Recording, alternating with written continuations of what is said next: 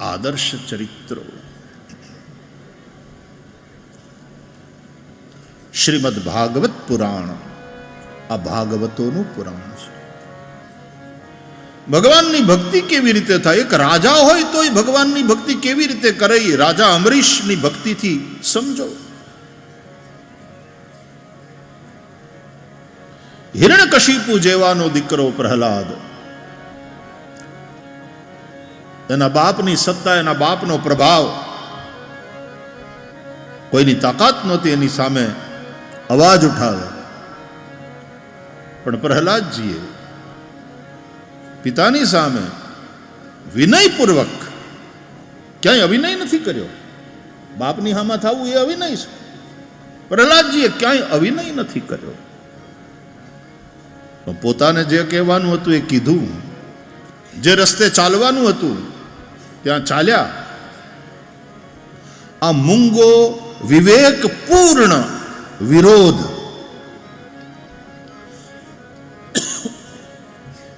પોતાનો રસ્તો ન છોડ્યો પ્રહલાદે. બાપે બહુ અત્યાચાર કર્યા પણ પ્રહલાદજીએ પોતાનું ભજન ન છોડ્યું.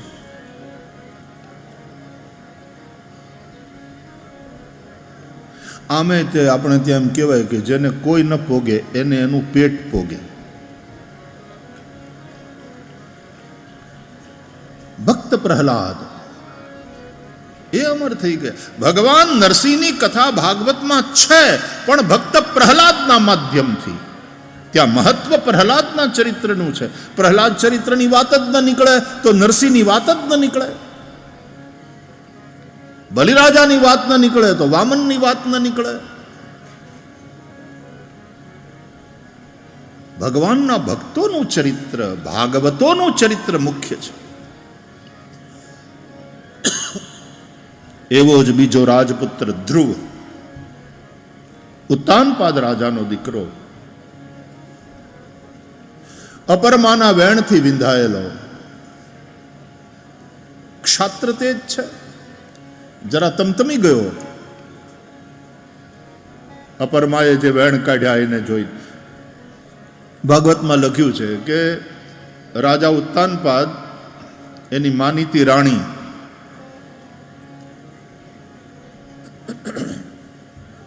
એના છોકરાને ઉત્તમને ખોળામાં લઈને બેઠા હતા. સુરુચિ એનું નામ. જાય ઉત્તાનપાદસ્ય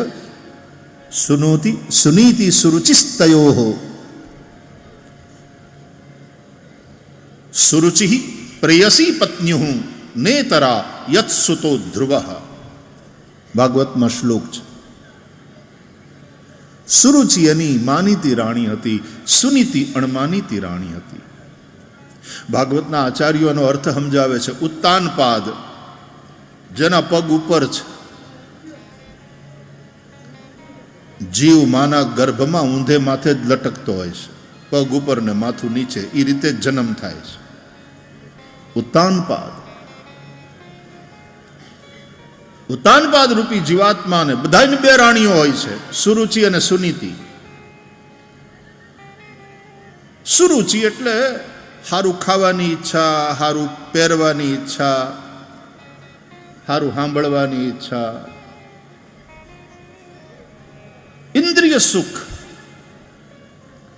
આંખને સારું જોવાની ઈચ્છા છે, કાનને સારું સાંભળવાની ઈચ્છા છે, જીહવાને સારું ખાવા જોઈએ. આ સુરુચિ બધાની જ વાલી હોય છે. પણ સુનીતિ, નીતિના પગે હાલવું, નીતિના પંથે ચાલવું. શ્રેય અને પ્રેય એ બે રસ્તાઓ છે. બધાને પ્રેય બહુ વાલું લાગે છે આપણને. શ્રેયના, કલ્યાણના માર્ગે ચાલવાની જલ્દીથી ઈચ્છા થતી નથી, કારણ કે એમાં કંઈક સહન કરવું પડે, એમાં ક્યાંક ભોગ આપવો પડે, એમાં ક્યાંક જતું કરવું પડે, એની તૈયારી નથી. શ્રેય શરૂઆતમાં ભલે કડવું લાગે પણ એનું પરિણામ અમૃત છે. અને પ્રેયનો માર્ગ શરૂઆતમાં ભલે બહુ મીઠો લાગે, પરિણામે વિષમીવ, એનું પરિણામ છે વિષ.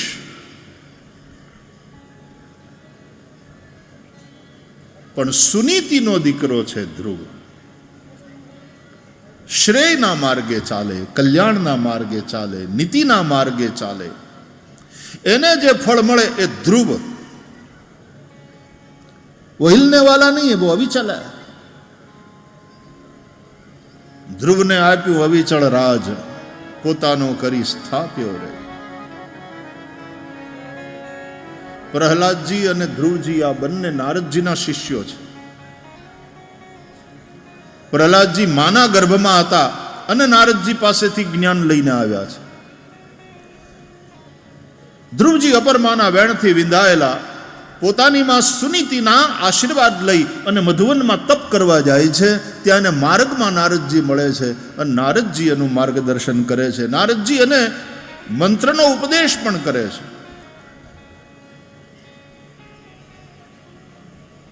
અને પછી એક વાત સમજાવે છે કે બેટા, એ રાજપુત્ર વનમાં જાય છે, વિંધાયેલો છે તું અપરમાના કડવા વેણથી. કેમ? તને રાજગાદી ઉપર બાપાના ખોળામાં બેહવા ન મળ્યું એટલે તને મનમાં એ કસક રહી ગઈ છે અને નીકળ્યો છે તું, કારણ કે માએ તને સમજાવ્યું કે તારા બાપે તને ખોળામાં ન બેસવા દીધો, તો જગતનો બાપ એના ખોળામાં બેસ ને દીકરા.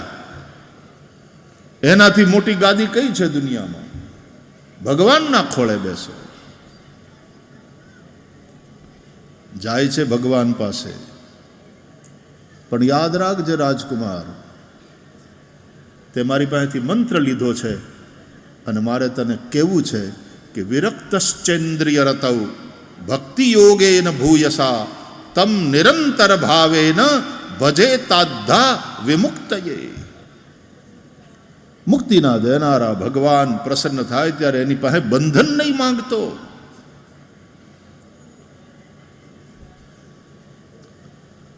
ધ્રુવજીના મનમાં ઓલી ઈચ્છા છે ને, અર્થાર્થી ભક્ત તરીકે ધ્રુવજીની ગણના થાય છે. આર્તો, જિજ્ઞાસુ, અર્થાર્થી અને જ્ઞાની, આ 4 પ્રકારના ભક્ત છે ગીતામાં ભગવાને કહ્યું. એમાં અર્થાર્થી ભક્ત તરીકે ધ્રુવની ગણના થઈ. મધુવનમાં જ્યારે ધ્રુવજીને ભગવાન પ્રસન્ન થયા ત્યારે ભગવાને ધ્રુવજીને કહ્યું, વેદાહમ તે વ્યવસિતમ રુધિરાજન્ય બાલક. એ રાજકુમાર, તારા હૃદયમાં જે કામના ઈચ્છા છે હું જાણું છું. ઠાકોરજી અંતર્યામી છે ને. તત્ પ્રયચ્છામી ભદ્રંતે, તારી ઈચ્છાને પૂર્ણ કરું છું. તથાસ્તુ, તારું કલ્યાણ થાય. પછી ભાગવતમાં લખ્યું છે કે ભગવાન વરદાન આપીને અંતર્ધ્યાન થયા ને પછી ધ્રુવજી કચવાતા મને પાછા આવ્યા. ધ્યાનથી ભાગવત, મેં વચ્ચે પણ કહ્યું હતું કે મૂળ ભાગવત આખું બધા કૃપા કરીને ધ્યાનથી એકવાર તો વાંચો.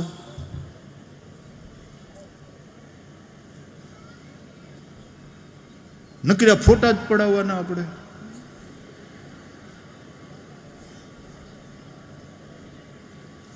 હું જ્યાં બેઠો હોઉં ને ત્યાં બધા પ્રેમ, તમારા પ્રેમને વંદન. ફોટા પડાવો એની ના નહીં, પડાવો. માવા તો છોડો, પછી ફોટો પડાવો તો ક્યાંક કામનો. અમને એમ થાય કે અમે અડધો કલાક બેઠા ને તમારી યારે ફોટા પડાવ્યા તો ક્યાંક તો એમાં તમારું કલ્યાણ થાય.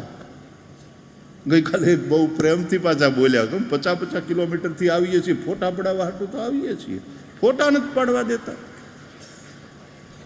મને ગમ્યું હોય એવું કીધું એણે. પાડોને વાલા કાંઈ વાંધો નહીં, એક વાત ફોટા પડાવવાનો થાક લાગે અને એનો વાંધો નહીં. અડધો કલાક અમે આજથી માવા નહીં ખાઈએ, તમાકુ નહીં ખાઈએ. બોલો દોલત એવા મજાના ભજન સંભળાવીને ગયો. પછી એને થોડું કામ આપ્યું ને ભગવાનનો પ્રસાદ કવર, તો પાછું એ કેટલો નિર્દંભ માણસ કહેવાય. મેં એની નિર્દંભતા એની મને ગમી. હાવ ટ્રાન્સપરન્ટ માણસ. તો એ કબરમાં જે કંઈ હશે ને, મને ખબર નથી હું તો એમાં, ભાઈ અમારે બ્રિજરાજ સિંહ બધું વ્યવસ્થા કરેલી, તો એ કબર આપ્યું ને તો એ કે લ્યો આ 3 દીથી માવા ખાવાના પૈસા નહોતા, એ કે ફાકીના પૈસા નહોતા, સારું થયું. તારી ભલી થાય. તે યાર ભજન સંભળાવ્યા, રાજી થઈને તને આ ખબર આપ્યું, તારે પછી ફાક્યું જ ખાવી છે. ક્યાં ગયો દોલત? છે કે નહીં? ત્યાં હશે. એ દોલત તું જ્યાં હોય ત્યાં ભાઈ ફાંકી છોડીને મારા બાપ જુવાન છે હજી, તું કેન્સર બેન્સર જેવા રોગોનો ભોગ બને એમ નહીં, વ્યસન છોડો. પેલા માણસ ટેવ પાડે, પછી ટેવ માણસને પાડે. ટેવ વેર વાળ્યા વગર રહેતી નથી. તમે ટેવ પાડશો તો ટેવ તમને પાડશે. એને બદલે ટેવ પાડવી હોય તો ટેવ રે પડી અમને, ટેવ રે પડી હે હરિના ભજનની અમને ટેવ રે પડી. ઓ પ્રભુના ભજનની અમને ટેવ રે પડી. બ્રહ્મલીન પૂજ્ય ડોંગરે મહારાજ એમ કહેતા કે એવી ટેવ પાડો ને માળા કરવાની કે 3 માળાનો નિયમ લીધો તો જ્યાં સુધી 3 માળા ન થાય ત્યાં સુધી રાતના ઊંઘ ન આવે તોય માણસને એમ થાય કે આજ કેમ ઊંઘ ન થાવતી. હા, માળા રહી ગઈ, આજનો નિયમ બાકી રહી ગયો. એવું કાંઈક એવો નિયમ, એવી કાંઈક ટેવ પડે તો બહુ સારું. તો ફોટા પડાવવા કબૂલ, ભલે રાતના 12 વાગ્યા સુધી બેહવું પડે, તો એના માટે ફોટો લ્યો. તમે તો ક્યાંક ગયો, ફોટો લીધો બરાબર, અને બ્રાહ્મણની પાસેથી એમને લેવાય નહીં મફતનું, ક્યાંક દ્યો સામે. અને દેવામાં આ સંકલ્પ છોડો, વ્યસનો. આવી સંકલ્પની દક્ષિણા આપો. લાલ બાપુએ કેટલું વિસ્તારથી કહ્યું કે તમારી પત્નીઓ, તમારા ઘરવાળા, તમારી દીકરીઓ, તમારી માઓ દુઃખી થાય છે. એ દારૂમાં કેટલું વયું જાય છે. તમારું શરીર ખતમ થાય છે.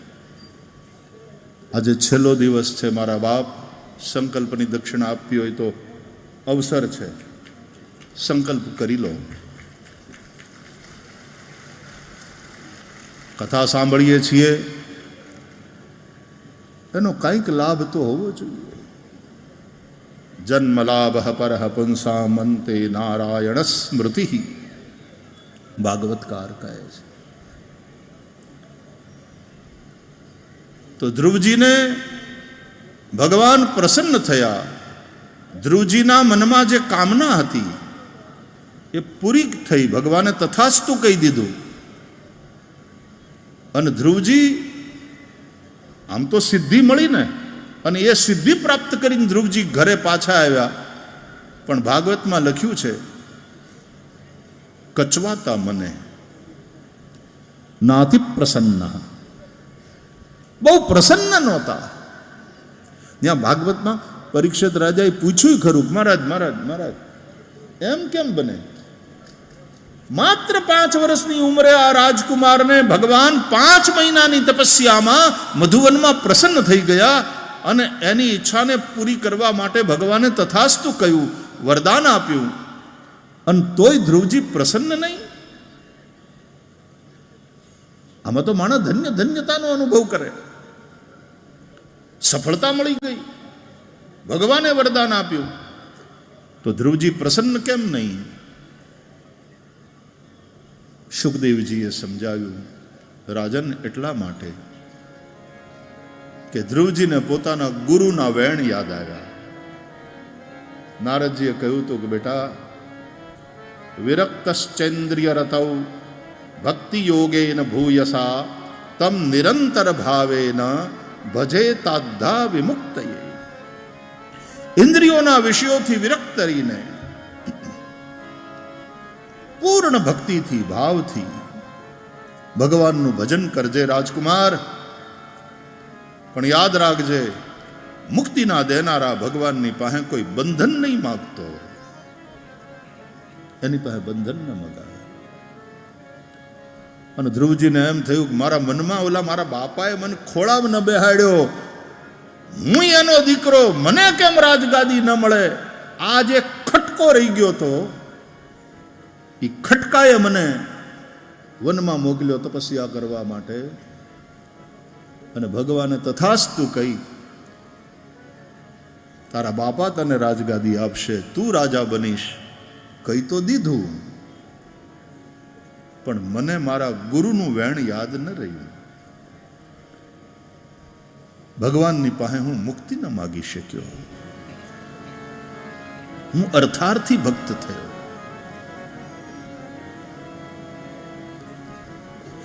ઘણીવાર ભગવાન પણ આવી લીલા એટલા માટે કરે છે કે ધ્રુવ જેવો ભગવત ભક્ત રાજા બને એવી ઈચ્છા ભગવાનને પણ હોય છે. કારણ કે આના જેવો રાજા બને તો પ્રજા એના જેવી થશે. યથા રાજા તથા પ્રજા. તમારે રાજ કરવાનું છે, તમારે શાસન કરવાનું છે, તમારે કલ્યાણ રાજ્યની સ્થાપના કરવાની છે. અને ધ્રુવજી પછી છેલ્લે તો તમે મુક્તિને માટે ભગવાન જોતા હતા ને ત્યારે જમનાજીને કાંઠે ગયા મધુવનમાં. ધ્રુવજીએ ત્યાં તપસ્યા કરી અને રાજકાજ કર્યા પછી પોતાના સંતાનને ગાદી સોંપી દઈને નિવૃત્ત થયા ને ત્યારે ધ્રુવજી ગંગા કાંઠે ગયા. એ જ્ઞાનની ભૂમિ, એ મુક્તિનો કિનારો છે. યમુના તો ભક્તિનો કિનારો છે. પછી આગળ જતા ભાગવતમાં કથા છે કે ધ્રુવજી ગંગાને કિનારે ગયા અને ત્યાં ભજન કરવા માંડ્યા. એમાં એવી કથા છે કે ત્યાં ગંગાજી કલકલ નિનાદ કરતા વહેતા હતા. એટલે ધ્રુવજીને જરાક આમ ડિસ્ટર્બન્સ લાગ્યું કે આના કરતા કિનારે બેહીને તપ કરવા કરતા જંગલમાં ક્યાંક જઈને તપ કરું. એટલે ત્યાંથી ઊભા થઈ અને જ્યાં જંગલમાં જવા જાય તો ગંગાજીને એમ થયું કે આના જેવા ભક્તો મારા કિનારે રહે છે એટલા માટે તો મારો મહિમા છે.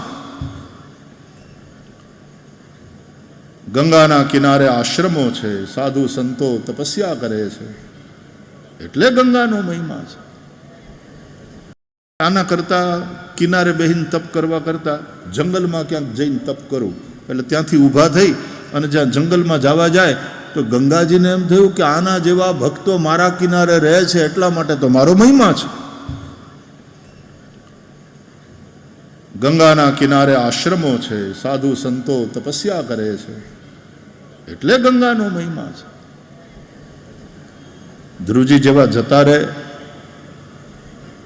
તો મારો મહિમા ઓછો થાય. તો ગંગાજીએ ધ્રુવજીને કહ્યું, ભક્તરાજ આપ ક્યાં ચાલ્યા? આપ અહીંયા બેસી કિનારે બેસીને તપ કરો ને. એટલે ધ્રુવજીએ કહ્યું કે માં, તું વહે છે ને એટલે તારો પ્રચંડ અવાજ, એટલે મારે ધ્યાન લાગતું નથી. એટલે ગંગાજી બોલ્યા કે અચ્છા અચ્છા અચ્છા, હું શાંત થઈ જાઉં છું, અહીં તમે બેઠા છો ને. બોલો, ગંગાજી શાંત થઈ ગયા, પણ એમ કીધું તમે ન જાઓ, તમે અહીંયા બેસી તપ કરો.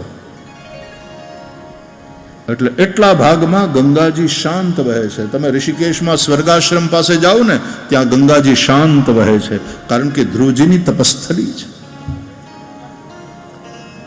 સ્વયંમાં ગંગાજીની આટલી આમન્યા રાખે એવા ભક્ત ધ્રુવ.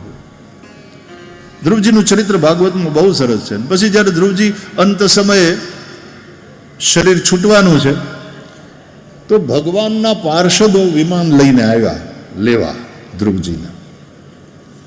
એટલે ધ્રુવજી એ તીર્થભૂમિને વંદન કરી, ભગવાનના વિમાનને વંદન કરી, પાર્ષદોને પ્રણામ કરી અને જ્યાં વિમાનમાં બેહવા જાય ને ત્યાં એક વ્યક્તિ આવીને કહે છે, મહારાજ મહારાજ મગવારે પેલા મારો સ્વીકાર કરો, પછી વિમાનમાં બેહો. કે ભાઈ તું કોણ? તો કે હું મૃત્યુ. પેલા તમે મારો સ્વીકાર તો કરો, પછી જાઓ ધામમાં. મરવું તો પડે ને.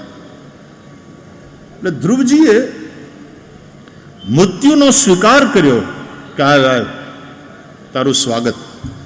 એક કામ કર, આ વિમાન પાસે પગથિયું થઈને બેહી જા.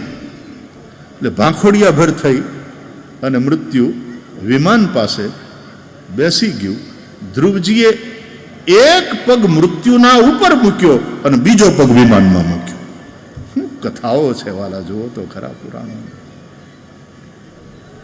ત્યાં મૃત્યુ સ્વયં પગથિયું બની જાય છે, સોપાન બની જાય છે પરમાત્મા સુધી પહોંચવા માટે.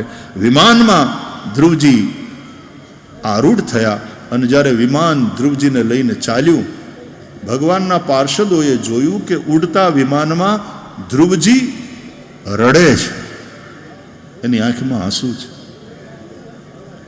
ભગવાનના પાર્ષદોએ કહ્યું કે તમને જે સિદ્ધિ મળી, તમને જે સન્માન મળ્યું, તમને જે મોટાઈ મળી સ્વયં ભગવાન દ્વારા, તમારા ભાગ્યની તો મોટા મોટા યોગીઓ પ્રશંસા કરે છે, તમે રડો છો કેમ? ધ્રુવજીએ કહ્યું આ બધું જેના થકી, એ તો મારો ગુરુ ને મારી માં સુનીતિ. જે માએ જન્મ આપ્યો, જે માએ સંસ્કાર આપ્યા, જે માએ પાળી પોષી મોટા કર્યા, એ માને લીધા વગર ભલે ને અવિચળ પદ મળે, શું કામનું? એટલે ભગવાનના પાર્ષદોએ કહ્યું, ઓહો હો ભક્તરાજ, એના આહુડા છે. એક કામ કરો, આહુડા લૂછી નાખો, આગળ જરા જુઓ, આગળ નજર કરો. ધ્રુવજી આહુડા લૂછીને નજર કરી તો આગળ એક વિમાન જતું હતું. કે આ વિમાન દેખાય છે આગળ આગળ? તો કે હા, એ વિમાનમાં તમારા માતાજી જાય છે. ભગવાને એના માટે વિમાન પહેલા મોકલ્યું છે. તમારા જેવા ભગવત ભક્તને જન્મ આપે એ માને તો પહેલો પ્રવેશ મળે સ્વર્ગમાં. પછી ધ્રુવજી એ વિમાનને વંદન કરે છે અને એ અવિચળ પદને પ્રાપ્ત કર્યું. ધ્રુવને આપ્યું અવિચલ રાજ, પોતાનો કરી સ્થાપ્યો રે. હરિને ભજતા હજી કોઈની લાજ, જતા નથી જાણી રે. જેની સુરતા શામળિયા સાથ, વદે વેદવાણી રે. વાલે મારે ઉગાર્યો પ્રહલાદ, હિરણા કંસ માર્યો રે. અને ધ્રુવને આપ્યું અવિચલ રાજ, પોતાનું. તો પ્રહલાદ અને ધ્રુવ આ બંને નારદજીના શિષ્યો છે. નારદજીના બે બાળક શિષ્યો પ્રહલાદ અને ધ્રુવ, બંનેને ભગવાન મળ્યા. એકને માટે થાંભલો પાડી ભગવાન નરસિંહ પ્રગટ થયા અને બીજાને માટે મધુવનમાં સાક્ષાત ભગવાન શ્રી હરિ પ્રગટ થયા. નારદજીના બે પ્રૌઢ શિષ્ય વાલ્મીકી અને વેદવ્યાસ, અને બંનેએ વાંગ્મય સ્વરૂપ ભગવાનનું છે એને પ્રગટ કર્યું. મહર્ષિ વાલ્મીકીએ રામાયણ અને મહર્ષિ વેદવ્યાસે ભાગવતની રચના કરી. મહર્ષિ વાલ્મીકીએ રામાયણની રચના કરી, એમાં પણ પ્રેરણા અને માર્ગદર્શન નારદજીનું છે. અને વેદવ્યાસજીએ ભાગવતની રચના કરી હોય તો એમાં પણ પ્રેરણા અને માર્ગદર્શન દેવર્ષિ નારદનું છે. નારદજી સાધારણ વ્યક્તિ નહીં. નારદજીને એવી રીતે રજૂ કરવામાં આવ્યા, ખાસ કરીને સિનેમાઓમાં અને અમુક બધી કથાઓમાં, કે પુરાણોનું કોમેડિયન કેરેક્ટર હોય એવું લાગે આપણને. નારદજી ભક્તિ માર્ગના આચાર્ય છે. શ્રીમદ ભાગવતમાં 24 અવતારોમાં દેવર્ષિ નારદ એક અવતાર છે. નારદજી સાધારણ નથી. નારમ જ્ઞાનમ દદાતીતિ નારદ, નારમ નર સંબંધી અજ્ઞાનમ તદ્યતિ ઇતિ નારદ, નારમ દુઃખ સમૂહમ નાશયતિ ઇતિ નારદ.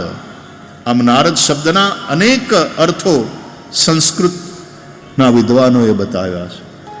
અને સીધો સાદો અર્થ અમારે એક વ્રજના બાબાએ બતાવ્યો. સીધી સાદી વાત, નારદ, જેની વાતને કોઈ રદ ન કરી શકે એ નારદ. એવા દેવર્ષિ નારદ. તો ભગવાનનું ભજન એ કોઈ લૌકિક સુખની કામનાને લઈને કરીએ તો અર્થાર્થી, એ ભક્ત જ છે, પણ એ અર્થાર્થી ભક્ત છે. પણ નારદજીએ કહ્યું ધ્રુવને, ભજે તાદ્ધા વિમુક્તયે. મુક્તિ ના દેનારા ભગવાનની પાસે બંધન ન માગવું. આ તો એના જેવું થયું કે એક બાદશાહ કોકના ઉપર, ભિખારી ઉપર એકદમ રાજી થઈ ગયો, બહુ પ્રસન્ન થયો કે માગ માગ શું આપું તું? ઓલો કે એક બીડી આવવા દો બાદશાહ. 4 કલાકથી પીધી નથી. બાદશાહ પાસે બીડી માગવી એ જેવી મૂર્ખતા છે. ભક્તિ ના દેનારા કે મુક્તિ ના દેનારા ભગવાનની પાસે લૌકિક સુખો मांगवा वो भोलापन है, वो नासमझी है.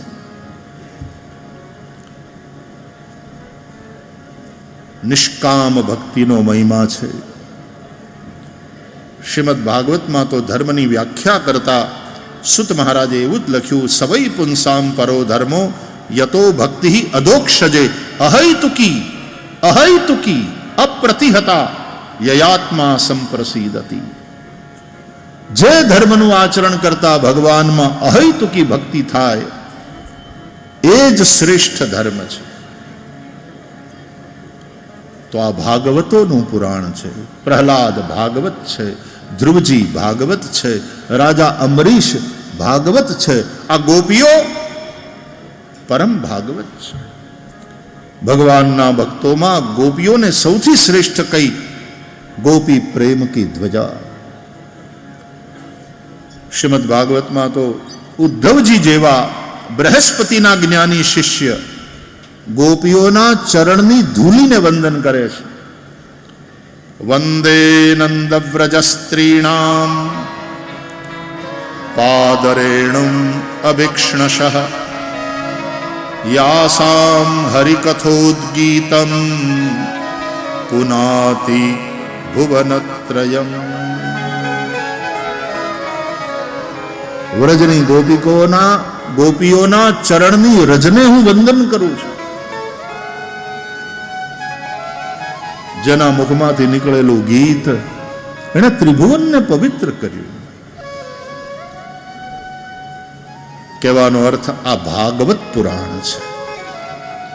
આમાં ભાગવતોની કથા એટલે કે ભક્તોની કથા પ્રધાન છે, મુખ્ય છે.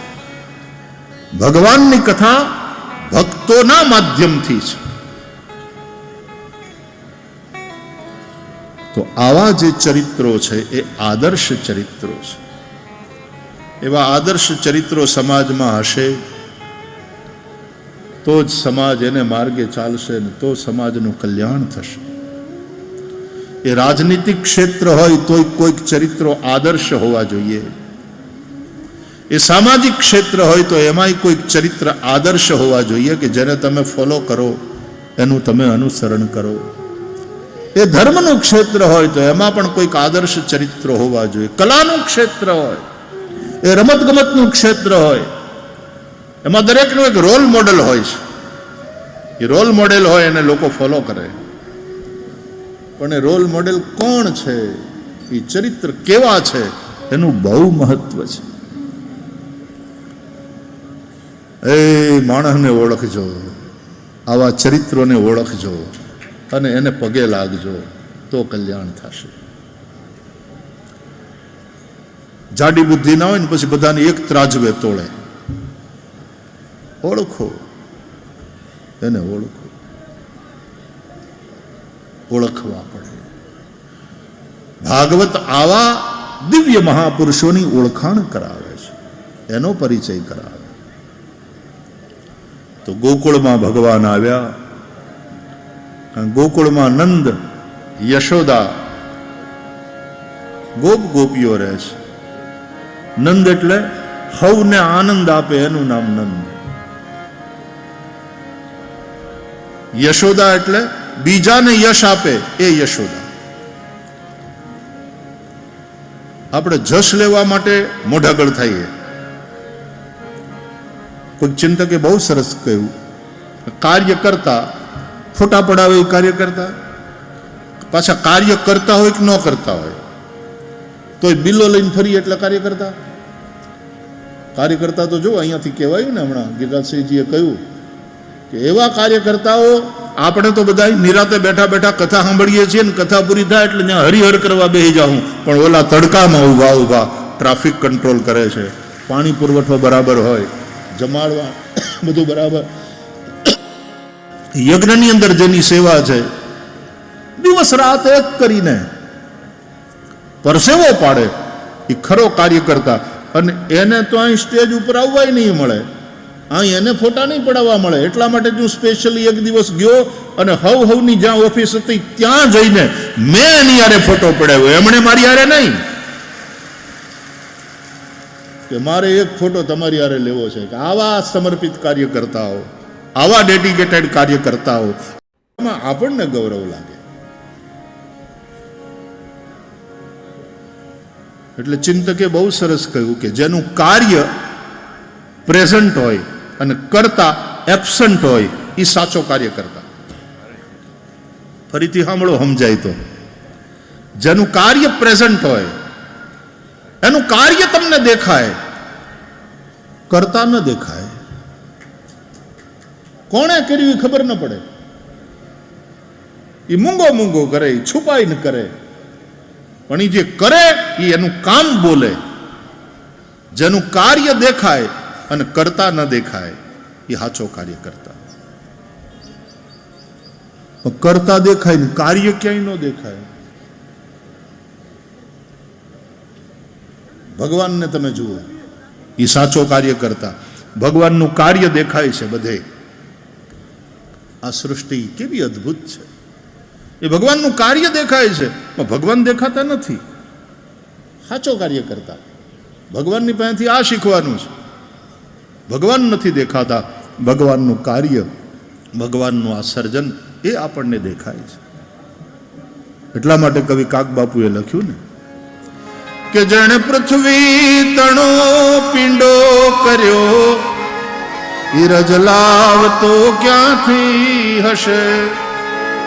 એ જેણે પૃથ્વી તણો પિંડો કર્યો, ઈરજ. સ્વામીજી પ્રણામ.